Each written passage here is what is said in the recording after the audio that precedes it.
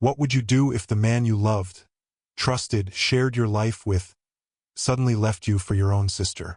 Would you cry? Would you fight? Or would you vanish into silence, only to return with a plan so brilliant, so cold, it would destroy everything he built from the inside? This isn't just a story of betrayal. It's a story of patience, of pain, of a woman who turned heartbreak into calculation and made her enemies crumble without ever raising her voice.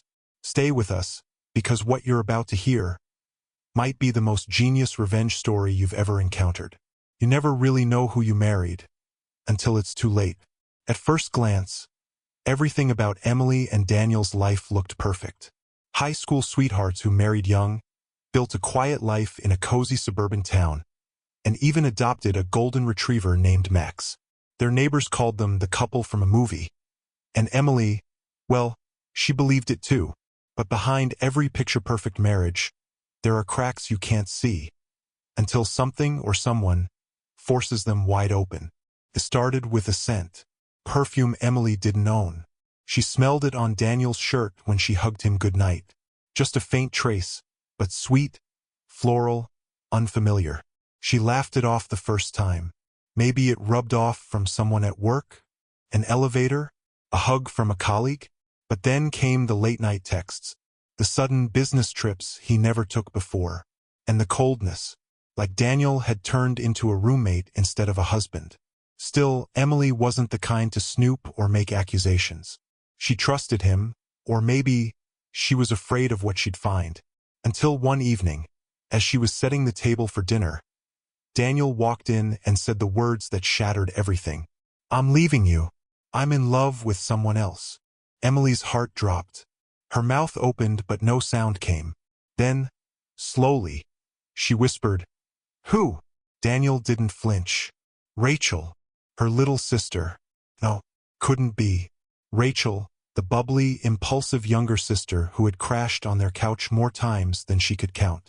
The one Emily had always protected, defended, loved. Daniel packed his things that night. No shame, no regret. He didn't even look back. And Rachel? She didn't deny it, didn't cry, didn't explain. She just said, "I didn't plan for this to happen, Em. But I love him." Emily didn't scream, didn't slap anyone, didn't even cry that night. But something inside her, something deep and dark and unmovable, snapped into place. That was the day the old Emily died. And the new Emily was born. And the new Emily wasn't going to let this betrayal go unanswered. Revenge isn't always loud. Sometimes it's patient, precise, surgical. Emily disappeared for a while after that night.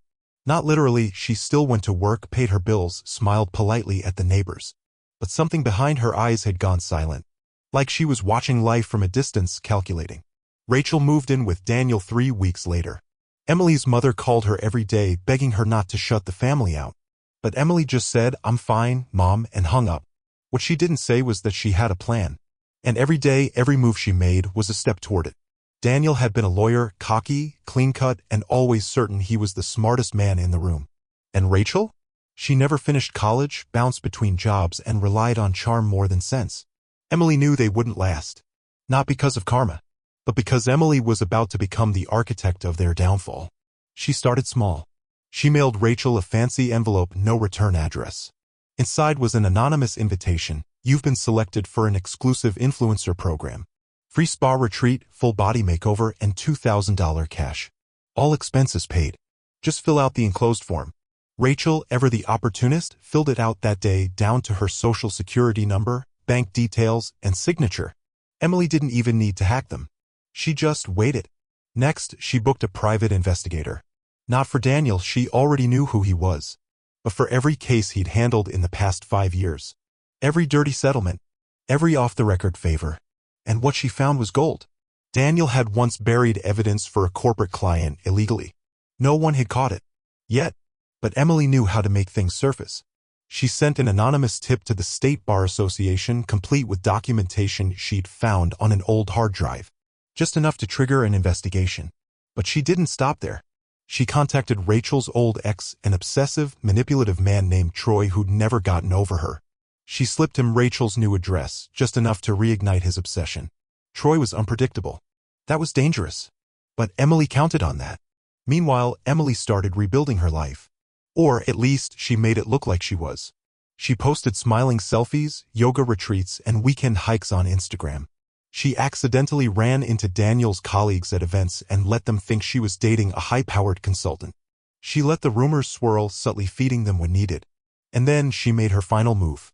Rachel and Daniel were planning a wedding, small, backyard ceremony, very we found our truth kind of vibe. Emily, of course, wasn't invited. But that didn't matter. Because 2 days before the wedding, the news broke. Prominent local attorney under ethics investigation. Daniel's face was on the news. His job, his pride, was hanging by a thread. And at the same time, Troy showed up drunk at Rachel's front lawn, screaming, sobbing, and threatening to expose everything. Police were called. Neighbors whispered. The wedding was postponed indefinitely. Emily didn't attend. She didn't need to. She sat at her favorite cafe, sipping black coffee, scrolling through the chaos she had orchestrated. And when the waitress asked, "Rough day, hon?" Emily smiled. "Not at all," she said. "It's just beginning." Emily had always been the quiet one. The good girl. The peacemaker. But revenge had changed her. Or maybe it had revealed who she truly was. The fallout from the canceled wedding sent shockwaves through Daniel and Rachel's lives. Daniel was suspended pending investigation, and legal firms began backing away like he was radioactive. Clients ghosted. Friends vanished.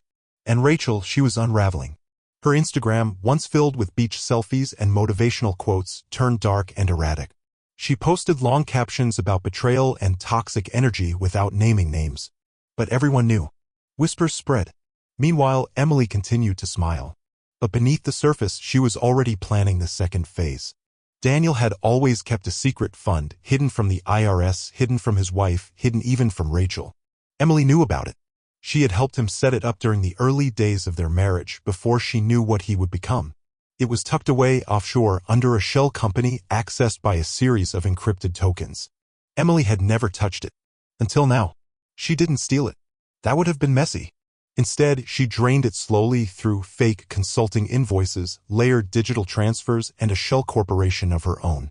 One Daniel would never think to check because she'd used Rachel's name on the account. It was poetic, really. Daniel woke up one morning to discover his hidden fortune was gone. Rachel swore she had nothing to do with it, and for once she wasn't lying. But Daniel didn't believe her. They fought. Loud, vicious, screaming matches that neighbors began to record. And then came the fire. One night, Rachel's car was set ablaze in their driveway. No one was hurt. No one was arrested. But the message was clear: someone was watching. Rachel lost it. She accused Daniel of orchestrating everything to ruin her life. Daniel countered with accusations of cheating, betrayal, and stealing his money. The house, once a romantic hideaway, became a war zone. Emily watched it all from a distance. She had nothing to do with the fire, but it didn't matter. The damage was done. She'd simply planted seeds and waited for them to rot. But then something unexpected happened. Rachel showed up at Emily's door. Tired, messy, eyes rimmed red. She didn't look like the confident woman who'd stolen Emily's husband. She looked like a ghost. "Please," she whispered.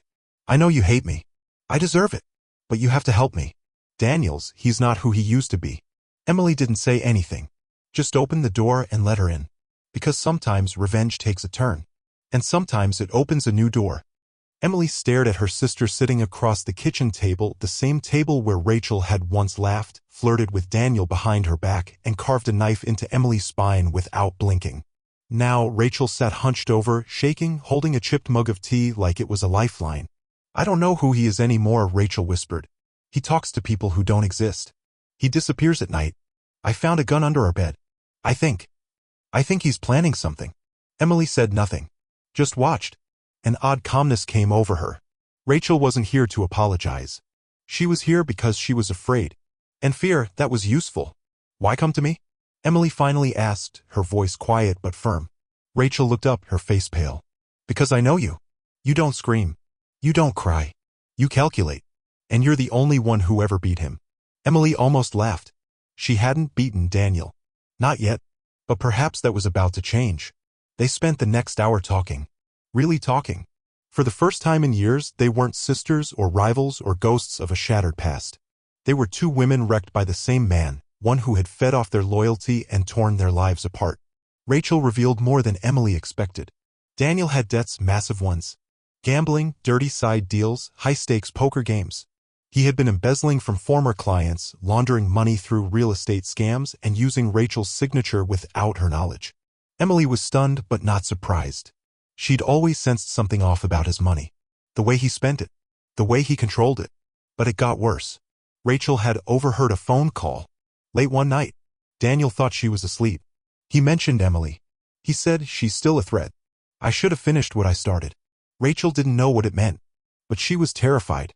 Emily sat back, heart-pounding. This wasn't just about betrayal anymore. It was about survival.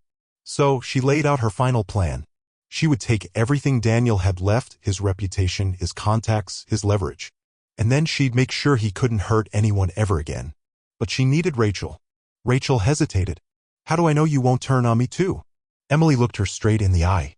"Because he didn't just betray me. He used you. He made you think you were special just long enough to ruin you." Rachel nodded. Silent tears rolled down her face. It wasn't forgiveness. But it was alliance. And that night, two sisters who once hated each other sat down to destroy the man they both once loved. Together. They say revenge is a dish best served cold. Emily preferred it frozen. With Rachel's help, the final phase moved quickly. Rachel still had access, passwords, voice recordings, emails. She forwarded them all to Emily. The sisters built a case so airtight that even Daniel's most loyal allies began to slip away. Emily sent key evidence to the FBI, documents of Daniel's offshore accounts, tax evasion, and falsified contracts.